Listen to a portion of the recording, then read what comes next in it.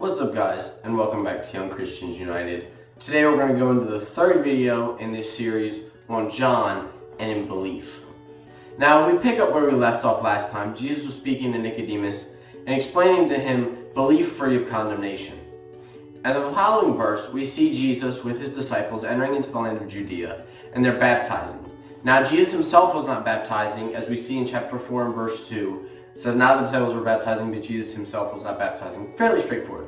But anyways, they go into Judea, they're baptizing people, and at the same time, John and his disciples are in Aenon, and they're baptizing people.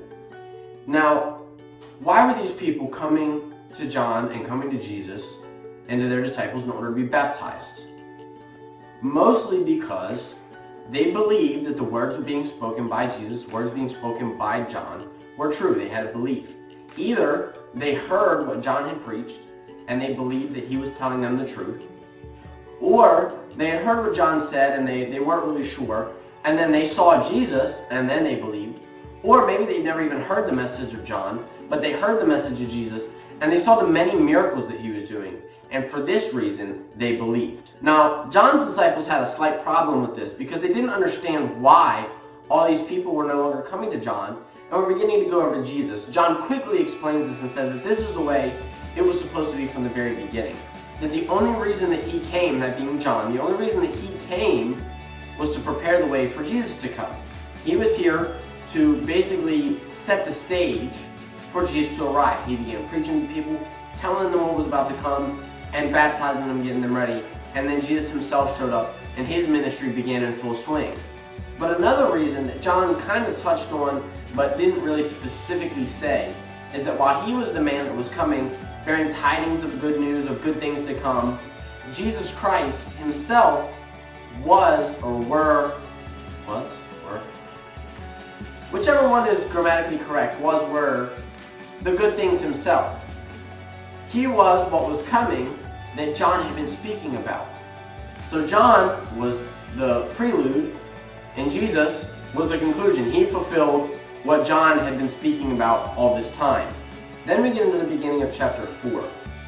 And in chapter 4, we see Jesus is traveling from where he was in Judea baptizing, and he's on his way to Galilee. And the scripture says he must needs go through Samaria. Now, when most Jews would take a journey where Samaria, because when you look at Judea on a map, you would have most of the land of Israel, and then there's Samaria up in this section, and then there's more Israel. So what they would do is instead of just going through the middle of Samaria, they'd go all the way around because they hated the Samaritans that much. Jesus said, you know what, I'm going straight there, I'm just going to take the shortest path. The path of least resistance, which makes sense. Most of the Jews hated them too much for that. And he stops in the Samaritan city named Sychar.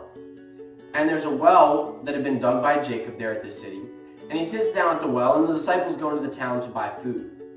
And as Jesus is sitting there, a woman from the town comes out, and they begin to speak to one another.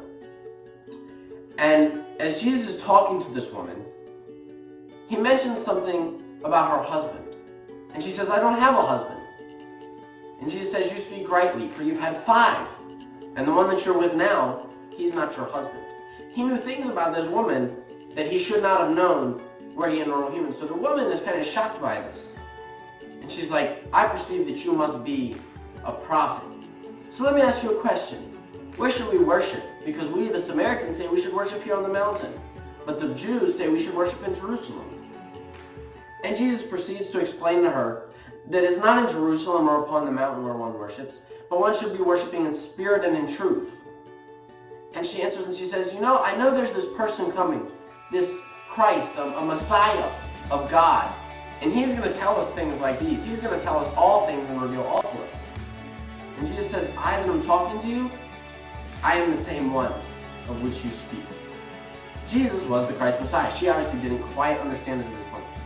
But you can realize the shock she must have had when she realized, I'm talking to the Messiah. Now, Scripture does not explicitly state that at this moment that she believed what Jesus was saying. But if you do read the next couple verses, it's pretty obvious that she believed what he had said, because the disciples began coming out to town with the food to bring to Jesus, and she takes off into town.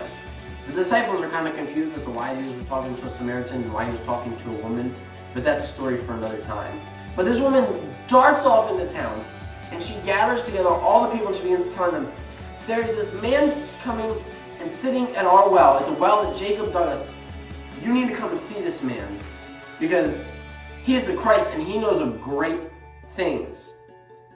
You don't run into the middle of your hometown, screaming at the top of your lungs, gathering together everyone and saying, you need to come and see this guy who's sitting on a well outside of our town. Who knows how far away the well itself is from the town? Probably a pretty decent distance. And tell him, this guy, I think this guy is the Christ Messiah, unless you actually believe that he is the Christ Messiah. So she had a belief. And then when the people came out, they said, we believe. They believed because of what the woman had told them. But then, as they sat and talked to Jesus, and they asked Jesus, they said, will you remain here for a couple of days and teach us and speak to us? And Jesus said, fine. He stayed there for another 2 to 3 days. And at the end of that time, they came forward, the men of that place came forward and said, now we believe, not only because you, speaking of the Samaritan woman, have told us, but because we have seen and heard with our own eyes and with our own ears the thing that this man speaks. They believed at first through a matter of hearsay, through words being told to them from a source that they obviously trusted in a ways. And then finally, in being confirmed through evidence of teachings, miracles, signs, wonders, whatever it may have been that they saw in Jesus, to confirm to themselves that he was indeed the Christ. So we see great crowds of people coming to Jesus and John to be baptized because they believe the message that is being proclaimed by those two men. And we see the Samaritan woman who is living a life that's not necessarily the best. I mean, she had 5 husbands and now she's living with a man who's not even her husband. But she believed that he was the Christ, even so much so that she immediately went to tell other people. And then all the men of that city came out and they believed because of what the woman had said. And then they believed because of what Jesus did. All these people had signs and words and teachings placed before them that brought them to a state of belief. The same signs, thanks to John's writings, the same signs, the same wonders, the same words are sitting in front of you right now, today. Do you believe? Because I say unto you truly that these things were written, that you might believe that Jesus is the Christ, the Son of God, and that by believing you might have life through his name.